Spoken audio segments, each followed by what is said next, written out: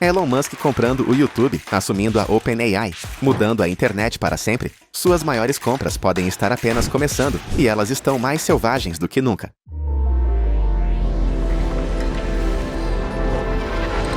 Elon Musk fez de novo, depois de chocar o mundo com sua aquisição do Twitter. Ele agora está de olho em algo ainda maior: o YouTube. Há relatos de que Musk está em negociações para comprar a maior plataforma de vídeo do mundo. A ideia parece maluca, mas é de Elon Musk que estamos falando, o homem que transformou a Tesla em uma empresa de $1 trilhão, lançou foguetes com a SpaceX e fez lança-chamas por diversão. Se alguém conseguiu comprar o YouTube, é ele. Os rumores começaram depois que Musk deu a entender suas frustrações com o estado atual do YouTube, de políticas rígidas de monetização a crescentes preocupações com censura. Ele deixou claro que acha que a plataforma poderia ser melhor. E se ele não pode consertar de fora, por que não comprá-la? Foi exatamente o que aconteceu com o Twitter. Ele começou criticando a plataforma e, de repente, se tornou seu dono. Alguns estão dizendo que ele está prestes a fazer a mesma coisa com o YouTube. A grande questão é: Musk pode realmente pagar por isso?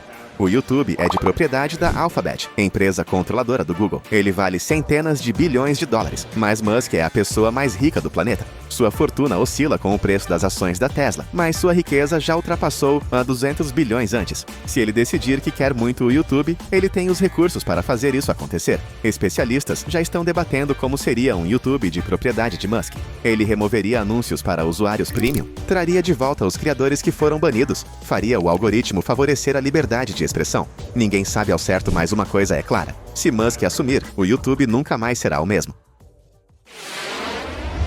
Musk não quer apenas o YouTube. Ele também está de olho em algo ainda mais poderoso: o OpenAI. A empresa que criou o ChatGPT começou com Musk como uma figura-chave. Ele ajudou a financiar seu desenvolvimento inicial, mas depois saiu após divergências sobre sua direção. Agora, o OpenAI é uma das empresas de IA mais influentes do mundo, e Musk quer de volta. Seu problema com o OpenAI é simples: ele acredita que ele se afastou de sua missão original. Começou como uma organização sem fins lucrativos focada em IA de código aberto, mas agora opera como um negócio com fins lucrativos em parceria com a Microsoft. Musk denunciou isso publicamente, dizendo que é uma traição ao que o OpenAI deveria ser. Para combater isso, Musk lançou o xAI, sua própria empresa de inteligência artificial. Mas alguns insiders dizem que ele não está apenas tentando competir com o OpenAI, ele quer comprá-lo. O problema: a Microsoft tem uma participação enorme em IA aberta, e é improvável que eles a deixem ir sem lutar.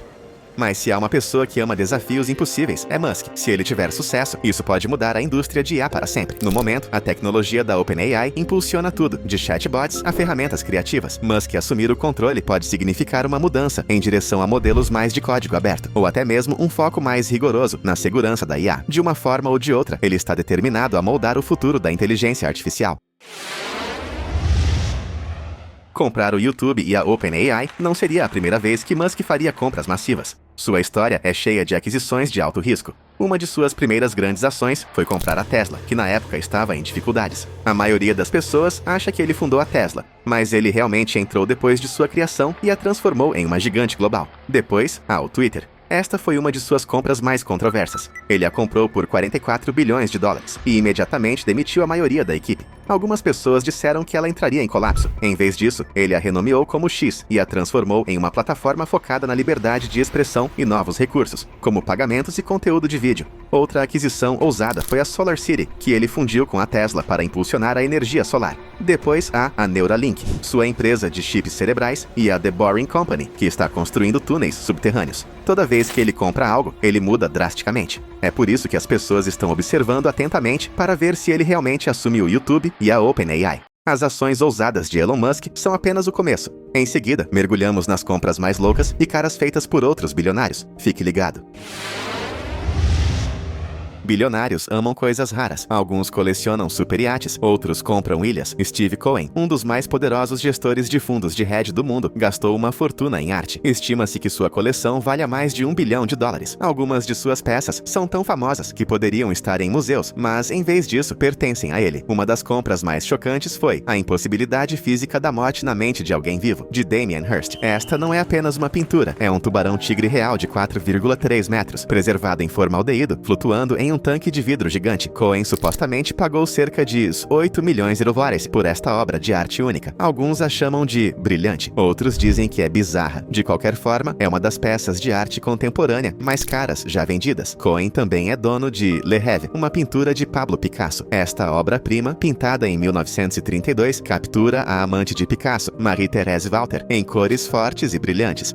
A história da pintura é quase tão selvagem quanto seu preço. Em 2006, o magnata dos cassinos Steve Wynn concordou em vendê-la para Cohen por os 139 milhões de dólares. Mas pouco antes do negócio ser fechado, Wynn acidentalmente deu uma cotovelada na tela, abrindo um buraco. A venda foi cancelada e Wynn pagou pela restauração. Anos depois, Cohen finalmente comprou a peça por os 155 milhões de dólares. Sua coleção inclui obras de Jackson Pollock, Andy Warhol e Jeff Koons. Cohen é conhecido por ultrapassar os limites da coleção de arte, gastando milhões em peças que fazem manchetes. Sua disposição em pagar preços extremos o mantém no centro do mundo da arte. Os críticos argumentam que bilionários acumulando arte a mantêm longe do público. Outros dizem que é dinheiro deles, e eles podem comprar o que quiserem. Cohen não apenas mantém essas obras escondidas, ele empresta algumas para museus, permitindo que as pessoas as experimentem. Ainda assim, sua coleção cresce, e com um patrimônio líquido de mais de 17 bilhões, ele pode comprar o que chamar sua atenção em seguida. Ter mansões de luxo é normal para bilionários, mas Mukesh Ambani não se contentou com uma mansão. Ele construiu um arranha-céu de 27 andares, só para sua família. Esta não é uma sede corporativa ou um hotel. É Antilha, uma das casas particulares mais caras já construídas, valendo mais de os 2 bilhões de dólares.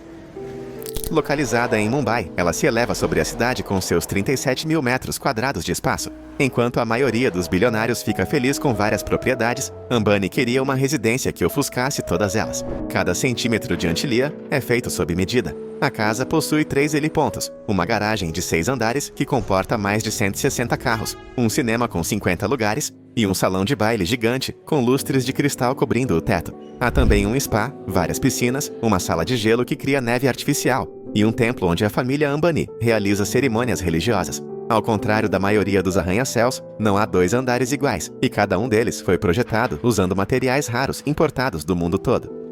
A casa se ergue no meio de uma das cidades mais densamente povoadas do mundo, onde milhões lutam contra a pobreza. Alguns a veem como um símbolo de ambição, outros como excesso. Mas Ambani, uma das pessoas mais ricas da Ásia, queria uma casa que refletisse seu império. Ele poderia ter comprado castelos, ilhas ou até mesmo marcos históricos. Em vez disso, ele criou algo que não tem igual, um arranha-céu pessoal no coração de Mumbai. No entanto, mesmo uma casa como Antilha não pode competir com uma coisa: a própria história. Enquanto Ambani gastou bilhões projetando o futuro, alguns bilionários estão voltando milhões de anos para possuir um pedaço do passado. Isso nos leva à compra chocante de Ken Griffin, um esqueleto de dinossauro real.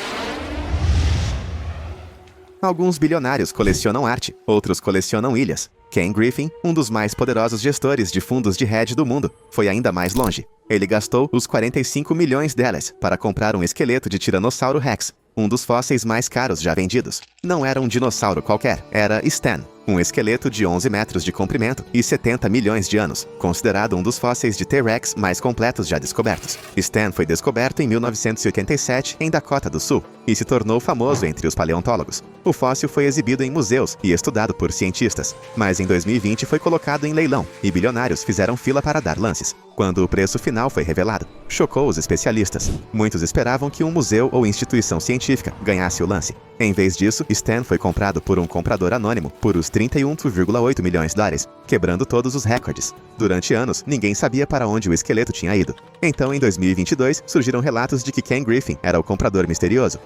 Em vez de mantê-lo em uma coleção particular, ele decidiu doá-lo. Seu plano? Exibir Stan em um novo museu de ciências em Abu Dhabi, permitindo que o público o veja de perto. Enquanto a maioria dos bilionários coleciona pinturas raras, a compra de Griffin foi algo milhões de anos mais antigo. Se gastar os 45 milhões em um dinossauro parece extremo, Griffin estava apenas começando. Seus negócios imobiliários fazem manchetes tanto quanto seus fósseis. E nada prova isso mais do que sua cobertura recorde, de os 238 milhões de dólares, a casa mais cara já vendida na cidade de Nova York.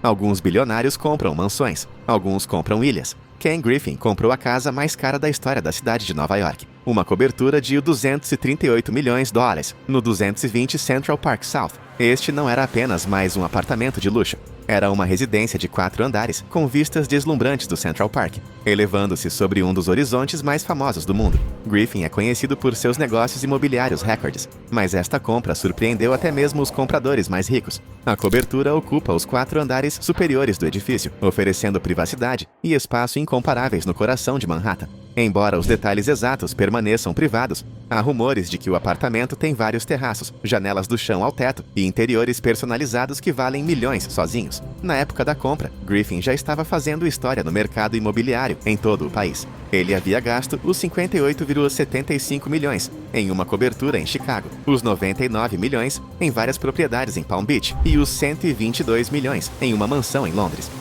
Mas a cobertura de Nova York superou todos eles. Não era apenas a casa mais cara de Nova York, era a casa mais cara já vendida no Sephora. Por que gastar tanto em um apartamento? Alguns dizem que Griffin simplesmente queria o melhor. Outros argumentam que ele estava fazendo uma declaração, consolidando seu nome na história do mercado imobiliário. Seja qual for o motivo, esta cobertura não é apenas uma casa, é um símbolo de riqueza no mais alto nível. E enquanto alguns bilionários despejam suas fortunas em propriedades, outros investem em algo ainda mais poderoso, a própria mídia. Isso nos leva à chocante aquisição do The Washington Post por Jeff Bezos, uma mudança que lhe deu o controle sobre um dos jornais mais influentes dos Estados Unidos. Comprar casas de luxo é uma coisa, comprar um dos jornais mais poderosos do mundo é outra. Em 2013, Jeff Bezos, fundador da Amazon e uma das pessoas mais ricas do planeta, chocou o mundo da mídia ao comprar o The Washington Post por $250 milhões. Por mais de um século, o The Washington Post foi administrado pela família Graham, um nome lendário no jornalismo. O jornal havia descoberto escândalos, influenciado a política e moldado a história americana. Então, quando foi anunciado que um bilionário da tecnologia estava assumindo o controle, as pessoas ficaram chocadas. Bezos, conhecido por comércio eletrônico e computação em nuvem, não tinha experiência em jornalismo. A questão era, por que ele iria querer um jornal? Alguns acreditavam que era sobre poder. Possuir um grande jornal poderia lhe dar influência sobre a opinião pública. Outros achavam que ele queria modernizar o negócio, usando a inovação no estilo da Amazon para reviver o jornal em dificuldades. Sob sua propriedade, o The Washington Post investiu pesadamente em assinaturas digitais, conteúdo baseado em IA e distribuição mais rápida de notícias. O resultado? O jornal se tornou mais lucrativo do que havia sido em anos. Nem todos estavam convencidos de que isso era uma coisa boa. Os críticos estavam preocupados que um bilionário dono de um grande jornal de notícias pudesse criar conflitos de interesse, especialmente porque os negócios da Amazon estão profundamente conectados a contratos e regulamentações governamentais. Mas para Bezos, o acordo era simples. Ele viu uma oportunidade de transformar uma instituição lendária em uma potência de mídia mais forte e moderna. Quando bilionários gastam milhões, geralmente é em mansões de luxo, supercarros ou ilhas particulares. Mas em 1994, Bill Gates fez um tipo de compra muito diferente. Ele gastou os 30,8 milhões de dólares em um livro. E não qualquer livro, o Codex Leicester, um manuscrito de 500 anos escrito por Leonardo da Vinci. Este não era apenas um item de colecionador. O Codex Leicester é um dos cadernos científicos mais valiosos da história. Ele contém notas manuscritas, esboços e teorias do próprio Da Vinci, cobrindo tópicos como astronomia, movimento da água e reflexão da luz. Cada página é preenchida com os pensamentos de uma das maiores mentes que o mundo já conheceu. O manuscrito recebeu o nome do Conde de Leicester, que o possuía no século XVIII. Ele passou por várias mãos ao longo dos séculos, mas quando foi a leilão na Christie's em 1994, Gates viu uma oportunidade. Ele superou alguns dos colecionadores mais ricos do mundo, quebrando recordes para o livro mais caro já vendido. Gates não apenas o trancou em um cofre particular, ele digitalizou o manuscrito inteiro, permitindo que o público visse o gênio de Da Vinci de perto. A cada ano, um museu diferente ao redor do mundo o exibe, mantendo-o acessível a acadêmicos e amantes da história. Para Gates, não se tratava de dinheiro, tratava-se de possuir um pedaço da história humana. Enquanto bilionários brigam por coberturas e superiates, Gates escolheu algo muito mais antigo e raro. Mas quando se trata de iates, nenhuma compra bilionária foi mais futurística e extravagante do que o Octopus de Paul Allen, um superiate diferente de qualquer outro. Bilionários não compram apenas iates, eles compram cidades flutuantes, e nenhum iate jamais igualou a escala e a tecnologia do Octopus de Paul Allen. Com 126 metros de comprimento, este super iate foi um dos maiores e mais avançados do mundo, custando mais de $200 milhões. Allen, o cofundador da Microsoft, não queria apenas um barco de luxo. Ele queria uma embarcação de exploração de última geração. O Octopus estava repleto de recursos que a maioria dos bilionários nem sequer sonharia. Tinha 2 helipontos, um submarino particular, uma piscina, um cinema, um estúdio de gravação e até uma quadra de basquete. A parte mais impressionante, o submarino embutido. Allen, fascinado pela exploração oceânica, garantiu que o Octopus fosse mais do que apenas um barco de festa. O iate ajudou a descobrir naufrágios, incluindo o USS Indianapolis há muito perdido, um navio da Segunda Guerra Mundial que estava desaparecido há décadas. Quando Allen não o estava usando, celebridades e líderes mundiais o estavam. Boatos circulavam sobre festas selvagens e reuniões ultra-secretas realizadas a bordo. Após a morte de Allen em 2018, o Octopus foi colocado à venda e eventualmente vendido por uns 278 milhões de dólares, tornando-se um dos iates mais caros já vendidos. A maioria dos bilionários investe em imóveis. Alguns compram castelos, outros colecionam coberturas. Richard Branson adotou uma abordagem diferente. Ele comprou sua própria ilha.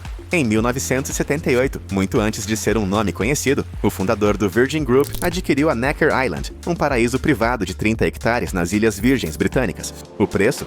Apenas 180 mil dólares. Mas havia um porém. A ilha não tinha nada. Nenhuma mansão, nenhuma infraestrutura, nem mesmo água doce. Era apenas um pedaço de terra, no meio do oceano. Branson viu potencial. Nas décadas seguintes, ele transformou Necker em um dos resorts de luxo mais exclusivos do mundo. Hoje, é o lar de várias vilas à beira-mar, piscinas infinitas, chefes particulares, quadras de tênis e um spa completo. Pode acomodar até 40 hóspedes, e alugar a ilha inteira custa mais de 100 mil dólares por noite.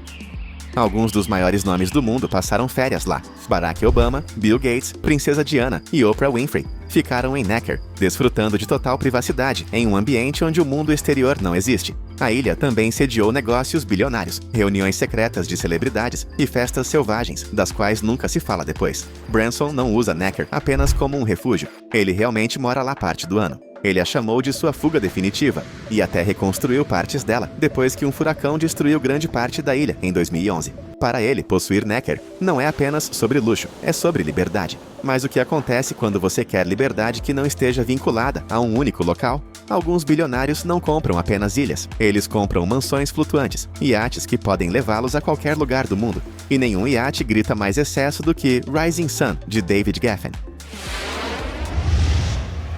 Se você acha que uma ilha particular é o luxo máximo, pense novamente. Bilionários que querem ir a qualquer lugar, a qualquer hora, não se contentam com imóveis. Eles compram super iates, e poucos são mais extravagantes do que o Rising Sun, de David Geffen. Este palácio flutuante de 138 metros é um dos maiores e mais caros iates particulares já construídos, custando cerca de 590 milhões de dólares. Geffen, um magnata de Hollywood com uma fortuna construída com música e cinema, comprou o Rising Sun, de Larry Ellison, da Oracle. Ao contrário da maioria dos iates projetados para escapadas em família, este foi construído para poder e status. Ele tem 82 quartos, vários bares, uma academia, uma adega e uma quadra de basquete de tamanho normal. Sim, uma quadra de basquete em um barco. O interior é repleto de madeira artesanal, piso de mármore personalizado e móveis de design de alta qualidade. Cada espaço é projetado para impressionar. Mas o verdadeiro luxo do Rising Sun não é apenas o que está dentro, é quem é convidado a bordo. A lista de convidados ao longo dos anos incluiu Jeff Bezos, Oprah Winfrey, Leonardo DiCaprio e Steven Spielberg.